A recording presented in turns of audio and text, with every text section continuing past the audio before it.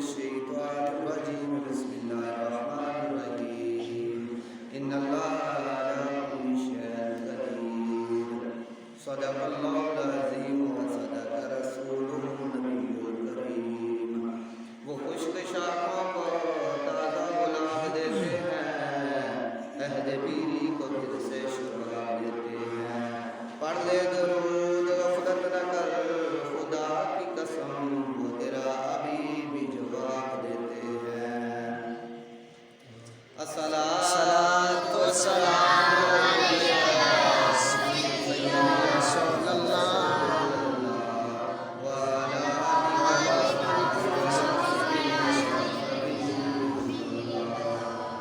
نہ طلب ہی دے نہ جنون ہی دے یہ حوث نہ دے وہ خبا نہ دے شہر انبیاء پہ فدا ہوں میں کوئی اور درد خدا نہ دے تجھ کو زباں پہ لا در مصطفیٰ پہ کمی ہے کیا اپنی مراد اسی در سے لے کسی اور در پہ صدا نہ دے سبحان اللہ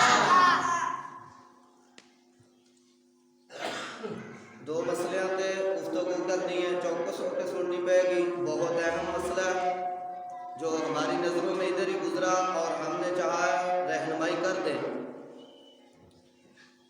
ایک مسئلہ تقدیر دوسرا مسئلہ توحید یہ دو مسئلے ہیں جن پر انسان کو بحث کرنا منع کیا گیا بحثیت مسلمان تقدیر اور توحید پر دونوں پر ہے یعنی مثلا جو تقدیر میں لکھ دیا گیا ہے اس پر بحث نہیں کرنی خاموشی ہے بس اس پر ہم بحث نہیں کر سکتے تقدیر کے مسئلے پر اور توحید کے مسئلے پر اللہ ہے وحدہ لا شریک ہے خالق ہے مالک ہے اس پر ہم یہ بحث نہیں کر سکتے کہ اللہ کے پہلے کیا تھا اس پر ہم باعث نہیں کر سکتے پہلے حدیث شروع کرتے ہیں اس کے بعد پھر بزرگوں کے اقوال حضرت عبداللہ بن عمر رضی اللہ تعالی عنہ نے مسلم اور مشکات شریف کی حدیث ہے کہا کہ رسول اللہ صلی اللہ علیہ وسلم نے فرمایا کہ خدا تعالی نے آسمان و زمین کی پیدائش سے 50,000 پہلے مخلوقات کی تقدیروں کو لکھ دیا زمین تے اسمان بنن تو پہلے 50,000 سال اللہ نے تقدیراں نو لکھ دیتا گیا دوسری حدیث حضرت عبادہ بن صامت رضی اللہ تعالی عنہ نے کہا کہ رسول اللہ صلی اللہ علیہ وسلم نے فرمایا کہ حقیقت محمدیہ کے بعد سب سے پہلے جو چیز خدا نے پیدا کی وہ قلم ہے خدا تعالی نے اس سے فرمایا لکھ قلم نے عرض کیا کیا لکھوں فرمایا تقدیر لکھ تو قلم نے لکھا جو کچھ ہو چکا تھا اور جو قیامت تک ہوگا اس میں لکھ دیا گیا دوسری حدیث رسول اللہ صلی اللہ علیہ وسلم نے ارشاد فرمایا کہ جب خدا تعالیٰ کسی شخص کی موت کسی زمین پر مقرر کر دیتا ہے تو اس زمین کی طرف اس کی حاجت کو پھیر دیتا ہے مطلب یعنی میری موت مدینے پاک لکھی آمین تو مجھے مدینے کا سفر نصیب ہو جائے گا میں وہاں جاؤں گا مدینے پاک تو مدینے میں اللہ کرے موت آوے جنت البقیع میں دفنایا جاوے بندہ کیونکہ حضور علیہ السلام نے ارشاد فرمایا جنت البقیع میرا قبرستان جڑا ہے جنت البقیع ہے ایتھے حساب و کتاب نہیں ہونے رب فرشتیاں نو فرمائے گا چکو جنت البقیع نو جنت پہ چھڑکا دے ہائے ہائے سمجھ آ رہی ہے کوئی نہیں بابا تسی سبحان اللہ نہیں آکی رب فرمائے گا حضور نے فرمایا جنت البقیع نو فرشتیاں نو حکم ہوئے گا چکو چوک کے این کر کے چھڑک دیو جنت وچ بس جڑے دفن جنت وچ پئے ہو سبحان اللہ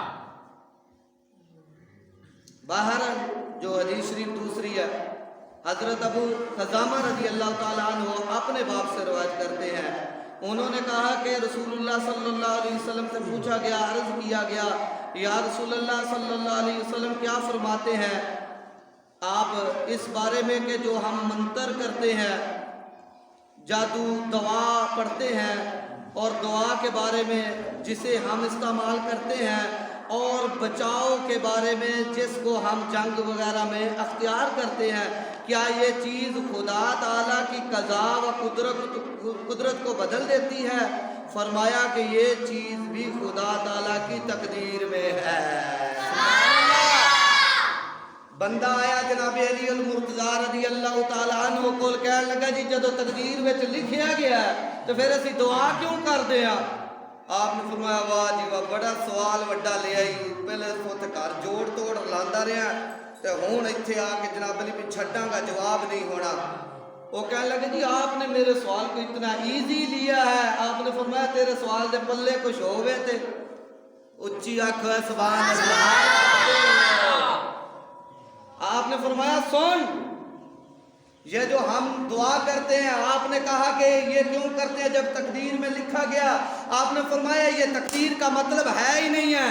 خالی جگہ ہوتی ہے نا ماسٹر جی، تسی اللہ تعالیٰ زندگی دے اتنے ہی ماسٹری کرتے رہو، خالی جگہ ہوتی ہے کہ خالی جگہ پر کریں، بعد میں نمبر دیں گے دینے والوں کو۔ تیری تقدیر میں اللہ نے فرمایا ہو کہ یہ دعا مانگے گا تو اسے دے دینا۔ خالی جگہ ہوتی ہے تقدیر میں، وہاں لکھا ہے کہ جب یہ کچھ مانگے تو جب تم مانگے گا نہیں تو تجھے ملے گا کیا؟ تقدیر میں لکھا ہوا ہے جب یہ کہے مجھے نمازی بنا دینا تو رب فرمائے گا تقدیر چ پاویں لکھیا ہے، لیکن یہ بھی اسی فرمایا نا جدو یہ منگے عطا کرنا تو ہون بناؤ نمازی، یہ نے مانگ لیا۔ بے شک تقدیر میں لکھا ہوا ہے، لیکن یہ بھی جیسی فرمایا نا جدو صدقہ کرے بلاواں ٹالو، بندے نہ سن لین، چوکس ہو کے سننا پڑے گا۔ یہ بھی تو ہم نہیں کہا ہے نا جب یہ مانگے اسے دے دینا، صدقہ اب جس نے کیا ہے بلا ٹالو۔ صدقے سے بلائیں ٹلتی ہیں، اس تقدیر کو کیا کہتے ہیں؟ بات تو یہ ہوگی، اس تقدیر کو کہتے ہیں تقدیر معلق، جو کچھ عبادات سے بدلتی رہتی ہیں، کچھ بزرگوں کی دعاؤں سے، کچھ اپنی دعاؤں سے، کوئی صدقہ خیرات سے۔ ایک تقدیر ہوتی ہے وہ مبرم ہوتی ہے، تقدیر مبرم، اس کو مبرم کہتے ہیں، وہ اٹل ہوتی ہے، وہ بدلتی نہیں۔ یعنی فلاں بندے نے مرنا ہے تو بس مرنا ہے، پریشان ہو گئے مرنا نہیں، سبحان اللہ کو شیرو بھائی۔ ایک تقدیر مبرم یہ ہے، اس کا مطلب یہ ٹال سکتی نہیں، بس مرنا ہے تو مرنا ہے۔ بس اتنا ہو سکتا ہے اس میں کہ اگر کوئی دعا مانگنے والا کوئی مقبول بندہ کہے کہ مطلب اس کی موت لکھی ہے پاکستان میں تو یا اللہ انہوں مدینے مار، تو رب فرمائے گا ہن پاکاں آکھیا ہن انہوں اتھے مار دیو، مرنا نہیں ٹلے گا۔ بس یہ ہو سکتا ہے، یا 2 سال بعد جان ہے پاکاں دے آکھے۔ ہزاراں روایتاں اس طریقے دیاں موجود ہیں، کوئی اس وچ اور نہیں دوسری رائے۔ تانوں مثال دے دینا کہ جناب موسیٰ کول موت دا فرشتہ موت لے کے آیا سی نا بھائی، وہ موت لے کے آیا سی نا، تو انہیں جدو آیا کہ آ گیا کہ آپ نے گچنڈ ماری، آنکھ دا ڈیلا ہو گیا، تو انہیں جا کے کیا کیا سیم یہی لفظ ہے، یا اللہ مینوں کدے کول پہ لے، او تے مرنے دا دل ہی نہیں بلکہ او تے مینوں ماروں۔ سبحان اللہ۔ رب نے فرمایا کی تھی جا کے کوئی گل نہیں جی میں بس چلے گیا۔ آپ نے فرمایا شکر کاری کو آنکھ کڑا کے آیا، تو یار دی آواز تے مٹھی کڑر ہونے دی پتہ سمجھ آندی ساتھیوں کہ نہیں؟ آواز صحیح ہے، سمجھ صحیح آندی تو گل کہ کھڑکا دڑکا بہت ہے، مٹھی کر یار تھوڑی جی سلو ہوئے، آواز صحیح سمجھ آوے۔ مطلب اتنے اسی کوئی نمائش تے تھوڑی بیٹھے ہیں کہ جناب میری بڑی سونی سیلی آواز ڈھولکی رکھی ہے، آواز مسئلہ سمجھ آنا چاہیے حضور کے غلاموں کو۔ اب وہ موت کا پروانہ لے کے گیا تو آگے سے آنکھ نکلو گا کہ واپس، تو رب نے فرمایا کو پوچھا دسیا نہیں، فرمایا شکر کاری خواک کڑوا کے آیا. مشکات شریف کی حدیث ہے یار, اس کو کوئی یہ کہہ ہی نہیں سکتا کہ یہ آئیں بائیں شائیں کر کے ٹال کے نکل نہیں سکتا پتلی گلی سے. یہ مشکات شریف کی حدیث ہے. جناب موسیٰ نے بتایا بے شک تو موت لے کے آیا ہے, لیکن میرے تو بعد نام نہ دلال بھی ہونا ہے. کچھ بارگاہ ہے جتنے تین پوچھ دس کے ہونا پینا ہے. بے شک تو موت لے کے آیا, لیکن ساڈا بھی رب دے ہاں اور رتبہ ہے جنہ چکر آکھی ہے نا موت ساڈے نیڑے لگ سکتی نہیں. اور 3 دن ہی آیا نا فرشتہ, روز دروازہ کھڑکا رہا ٹھک ٹھک. کون؟ عربی ہوں, بدو ہوں, پردیسی ہوں, رائی مسافر ہوں. حضور سے ملاقات کرنی ہے. حضرت فاطمہ نے فرمایا کہ چلے جا کل آنا. اب موت لے کے آیا, پروانہ جاری ہے, وہ پھر رہا گلیاں میں. دوجے دن پھر کون؟ ایجی بدو, رابی ہوں, مسافر ہوں, رائی ہوں, پردیسی ہوں, ملاقات کرنی ہے سرکار سے. فرمایا چلے جا کل آنا.